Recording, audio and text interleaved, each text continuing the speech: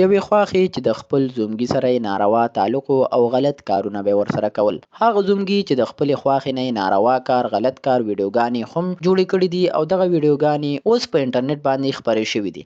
کتونکو غوښتلم چې خپلو مینوالو سره یې دغه ویډیوګانې شریک کړو، نو د دې ویډیو په اخره کې به در سره دغه ویډیوګانې هم شریکوم. تر اخره را سره پاتې شئ او د دغه ویډیوګانو شریکېدو نه مخکې در سره د دغه ښځې د خولې بیان شریکوم چې دغه ښځې په خپل بیان کې څه ویلي دي.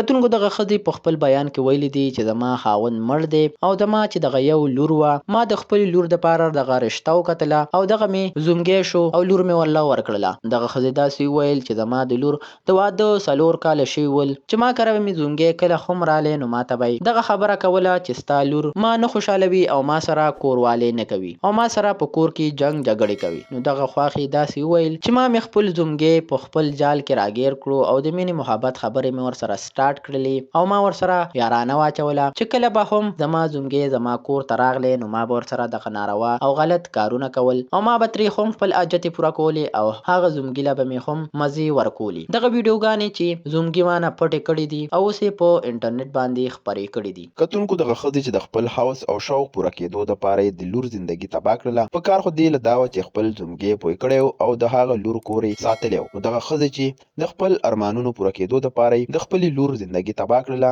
او د هغې کور یې وران کړو. دغه ویډیوګانې چې د دې ښځې اوس خپرې شوي دي او ډېره زیاته شرمنده ده او په دغه کړو باندې معافي غوښتلې ده. دا د دغه ښځې د خولې بیان و چې در سره م شریک کړو. نو کتونکو دغه ویډیوګانې ډېرې زیاتې مخکې تللي دي او دوستان یې غوښتنه کوي که دغه ویډیوګانې تاسو هم کتل غواړئ نو دلته یې سره نشو شریکولی، موږ ته کمنټ وکړئ، د دغه ویډیو لینک به درکړو، تاسو دغه ویډیو کتلی شئ. که ویډیو هم تر اخره پورې کتلی وي نو زموږ چینل سبسکرایب کړئ او ویډیو لایک کړئ.